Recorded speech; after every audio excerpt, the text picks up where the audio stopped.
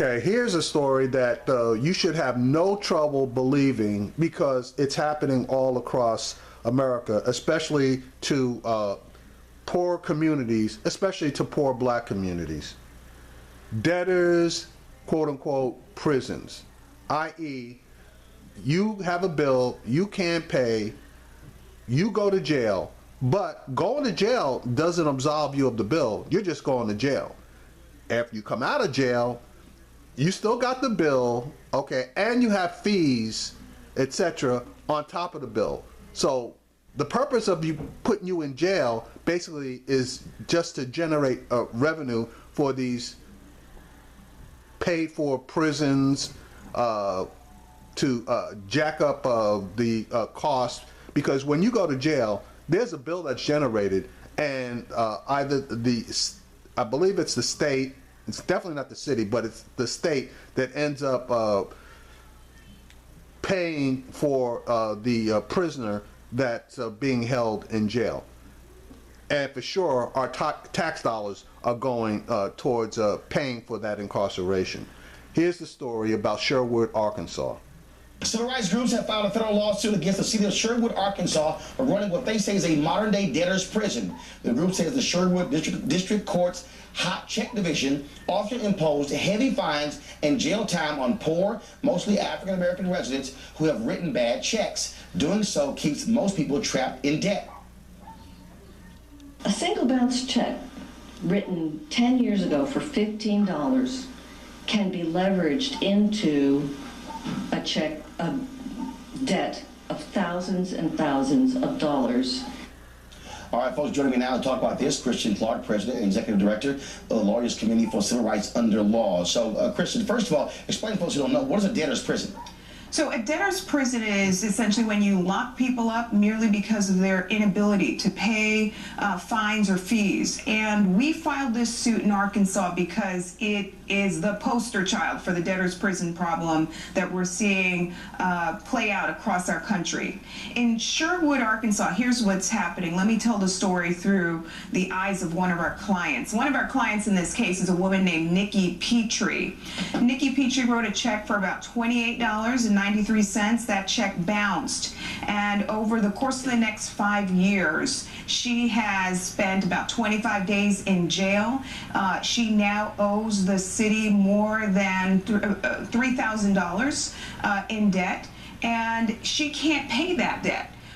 And you know, is essentially entangled in this criminal justice system in Sherwood merely because she is poor and unable to pay the fine or fee. And what is happening all across the country, and we saw this in Ferguson and cities surrounding Ferguson, and the DOJ spoke about this, where literally these cities are targeting individuals and they are driving revenue as a result. And then what happens, if this happens in 2 or 3, like near Ferguson, was one woman who was arrested because she had a car accident, someone hit her.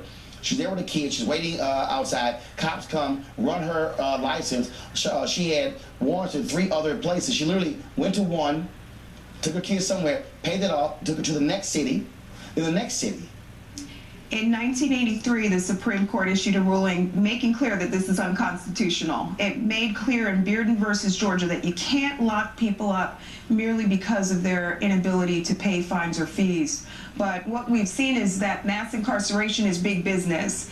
And in Sherwood, Arkansas, they generate more than $12 million in revenue over 5 years through the incarceration of poor people in this hot check division. A $28 check. First of all, the amount of money you're spending to incarcerate that woman for 25 days far exceeds the $28.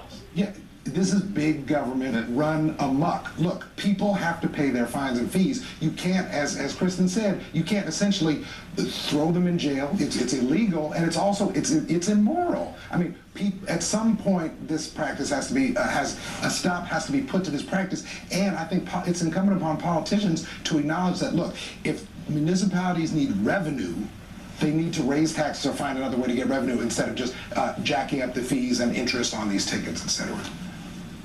I'd like to know too. I'm wondering if this is steered more by, this isn't the case. Sherwood is not a poor county. Only 4% of the people in this county live below the poverty line, contrasted with Ferguson, where 30% did. So I'm wondering if this is done more to target poor black people that they don't care about. It's not even as though this is a city where they can't find other sources of revenue. Remember, people don't mind extra revenue. Real quick. Right. So this is not a problem confined to Arkansas. We saw this in Ferguson, Missouri. We're seeing this all across the country.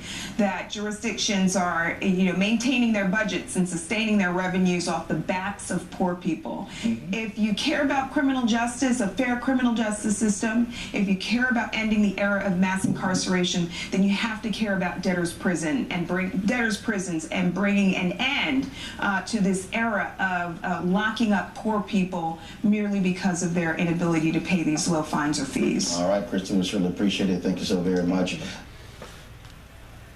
That reminds me of the Jim Crow era, where what they would do for black people, if you were just standing around, they would arrest you for loitering, and the next thing you know, you're on a chain gang somewhere, working for a couple of months merely because you were standing around. They claimed that they made all these anti-loitering laws, and standing around obviously was considered loitering. You could have had a job, been just waiting for somebody, and got snatched up. That's exactly what this reminds me of. They basically are targeting poor people, mostly black, and